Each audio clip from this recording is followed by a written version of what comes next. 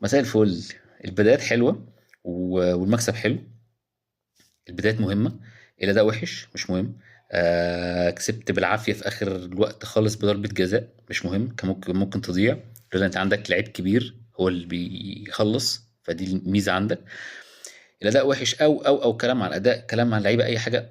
الدوري طويل. الدوري طويل طويل، في ماتشات لازم تكسبها حتى وانت وحش، ده اللي بيخليك تاخد البطولة، بيخليك تكسب دوري، لان انت بتعرف تكسب وانت وحش وانت حلو. فانت النهارده استغليت بيلين جالك في الاخر، كسبت بيه.